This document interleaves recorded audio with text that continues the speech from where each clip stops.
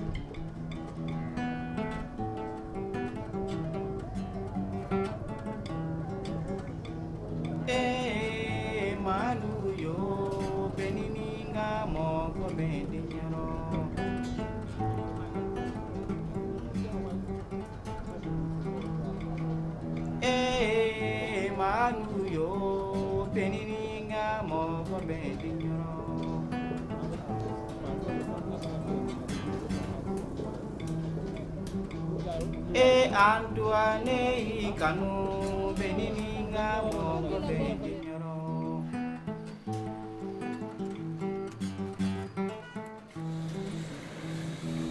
domane kanu benininga mogo beninyoro. Salut à tous ceux qui nous écoutent dans les villages environnants, dans les départements. Malgré la distance, bonsoir tout le monde. Dans les pays limitrophes, par exemple, du côté de la Mauritanie, le Mali, la Guinée, par exemple, ou la Gambia. Salut tout le monde.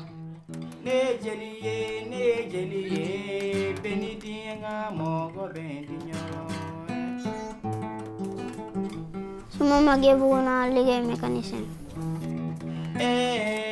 Manu yo benininga mogo beninyoro. maa ngi tudd Papa Dramé. su ma génnee si naaj bi sama yaram bi day lakk. su ma génnee si naaj bi day lakk sama yaram. parce que sama vision bi lu may gis bariwul. bëgg naa ma am ay këram may protéger sama yaram.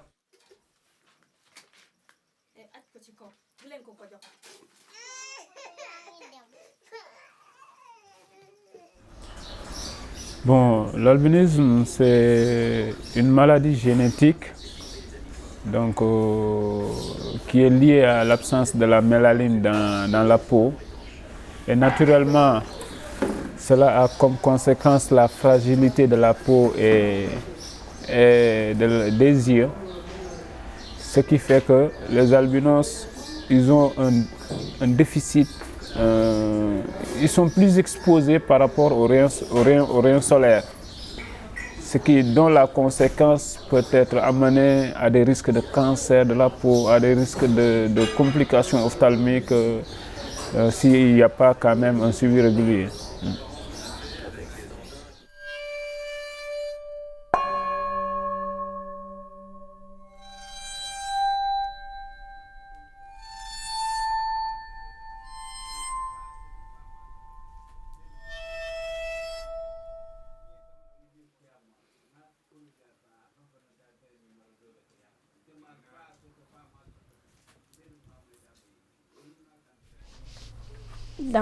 damay sol ma brosu ja ak ma ndikki doo liggéey. naa liggéey kay. liggéey ci biir kër gi. dinaa bale dinaa raxas dinaa fóot sama yére.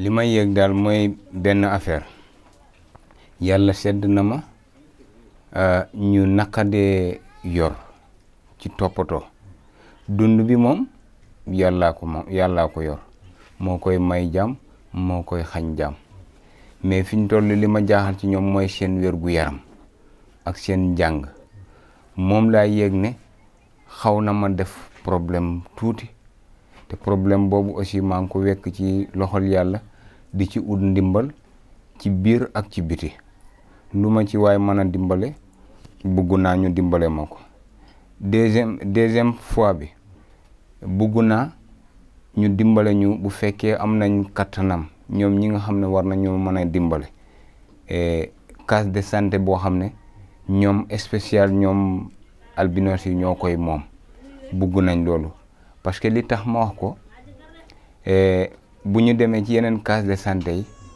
mun na am ñu bugg leen a fexel ñu jaar ci médecin yi fexel leen fekk du seen case de santé mais bu dee seen case de santé la mënuñoo jaar fenn ba créer leen. Et d'ailleurs, c'est en raison de ces difficultés liées à ma vision et également la situation climatique de Tamba qui m'avait à l'époque inspiré quand même à mettre en place une structure qui serait au service de la communauté albinos au Sénégal.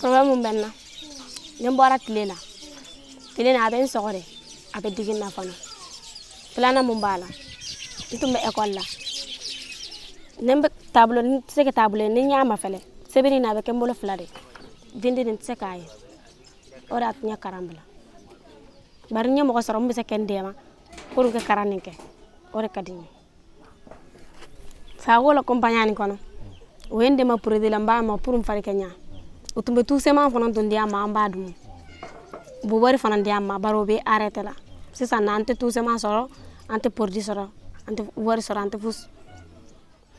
On est contraint de tracasserie douanière, il faut payer la douane, il n'y a pas d'exonération, il n'y a rien. Finalement, il nous arrive que des crèmes soient rapatriés par les donateurs, ce qui est un cas extrêmement difficile. Donc 99%, je peux dire, des albinos en Afrique subsaharienne finissent par mourir de cancer de la peau.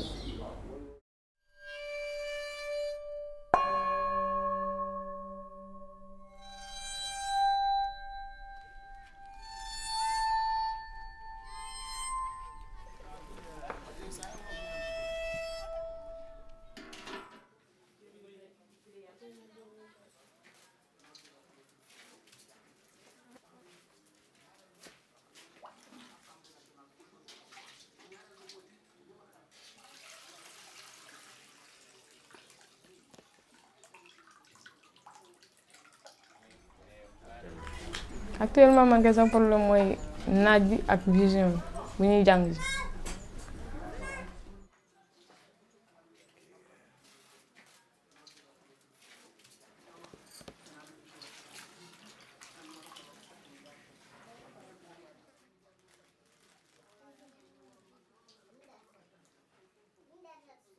Comme ça ñun ni ñu mel nii xam nga ñun moom amuñu ay moyens te waajur ñoo doon liggéey di ñuy jàppale. léegi liggéeyatuñ amuñu ñu ñuy jàppale bëggoon nañu ñu jàppale ñu ndax ku nekk mu bëgg nga tekki dimbali say waajur wala nga am au moins kuy dimbali say waajur.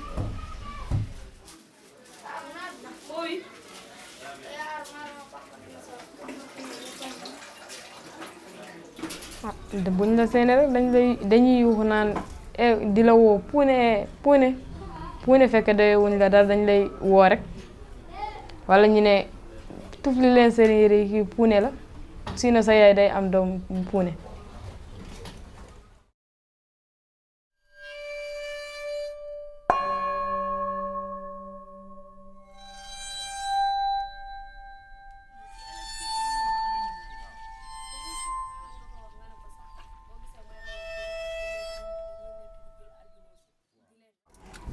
Magee dama bëgg nekk avocat parce que dama bëgg a dimbali nit.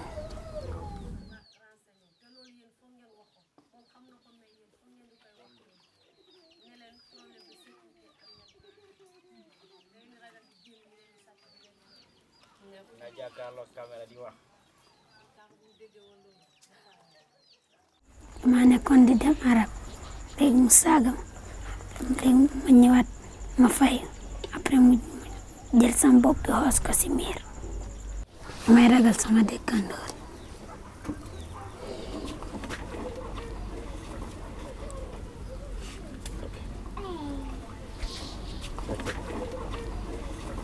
Bon, pour la question des albinos, je pense, à mon avis, c'est un autre problème. Souvent, ça va même au-delà de l'handicap, parce que souvent, les gens, dès que tu es albinos, tu as un certain regard négatif dans la société.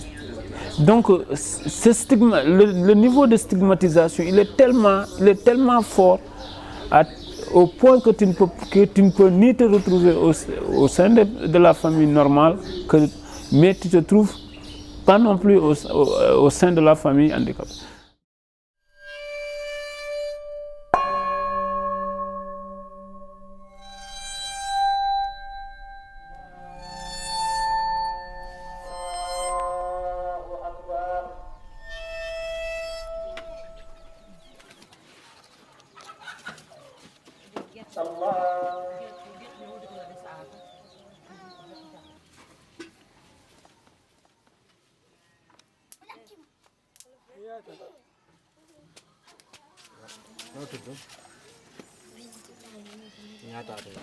waa day lakk sama yaram te su ma génnee si biti du ma gis bu baax wala su may dem école ñi di ma siis di ma wax man du ma gis.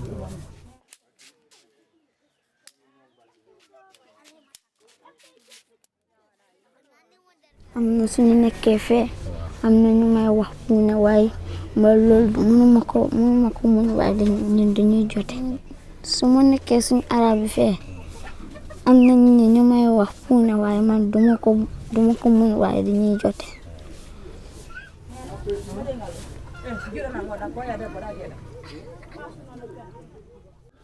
Tamiɗo hula mi yiɗata o yaha kanko tan pour ɓe haalino wondema ɓe yiɗi ittude puuliggo sadaka mi yiɗa o yalta ha o jinda ha ɓe naggamo ayi ara miɗo wonde ngo kulol. Effectivement, à un moment donné, les gens pensaient que parce que l'albinisme, c'est le remède à tout, quand peut-être il serait avéré de façon mystique, quand on entretient une relation sexuelle avec un albinos, un gars qui a le sida, ça peut quand même lui donner, ça peut être la solution à son problème de sida.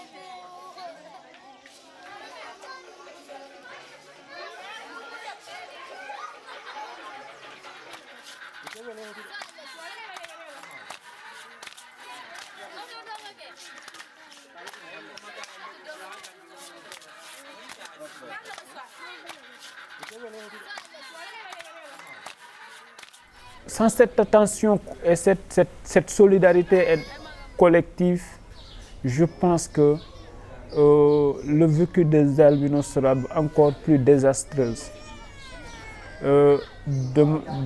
Du moment où que les albinos aujourd'hui sont dans une extrême précarité et ils sont quand même souvent victimes quand même de certaines injustices liées à des raisons culturelles. Donc il faut quand même qu'ensemble que nous essayons d'unir notre force pour que au moins nous puissions quand même accorder une attention à la promotion sociale et économique de cette communauté. Deuxièmement, le message fort que nous lançons, c'est de faire en sorte, parce que du Sénégal jusqu'au Cameroun, il n'y a aucun centre médical pour les albinos. Nous, notre volonté, c'est de faire appeler les gens à nous soutenir dans cette dynamique de mettre en place un centre sous-régional, un centre médical sous-régional capable quand même d'assurer un suivi et une prise en charge sanitaire des albinos, non pas seulement du Sénégal, mais pourquoi pas de la sous-région. Lors de nos campagnes de consultation, il nous arrivait d'arriver à Tambacounda où des albinos quittaient en Gambie pour venir se consulter, des albinos quittaient à Kaï pour venir se faire consulter et de façon gratuite. Donc le besoin il est là. Mais si on a un centre médical où on peut prendre quand même de façon régulière, organiser des consultations, assurer les soins chirurgicaux des cas de cancer au Sénégal, vraiment ça amoindrirait les risques quand même de mort de cancer de la peau par les albinos. Et ça c'est un message fort qui nous tient à cœur, que nous lançons.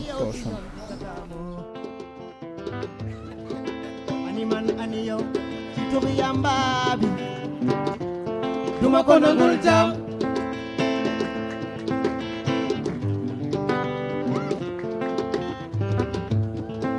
Animan aniyo ki jaay cocaïne bile Duma ko nangul jam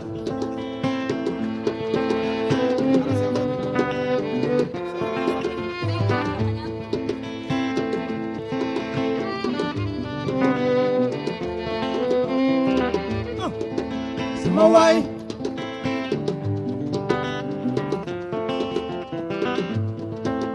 Sama waay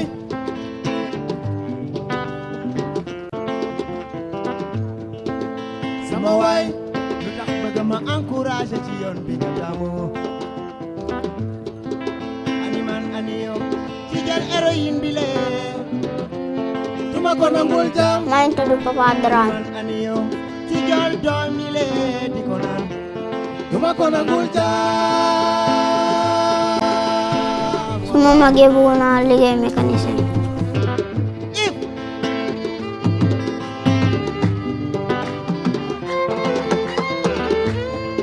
jarama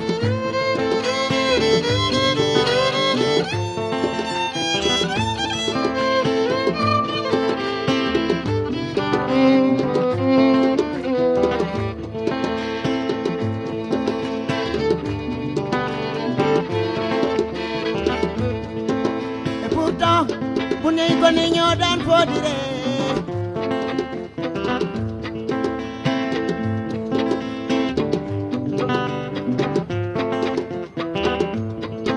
nga xëy ba soppeeku yow mi bëgg ma yóbbaale looy daw bi daanu jëfandikoo loo xam ne baaxul sa wér gu yaram en sa lorange la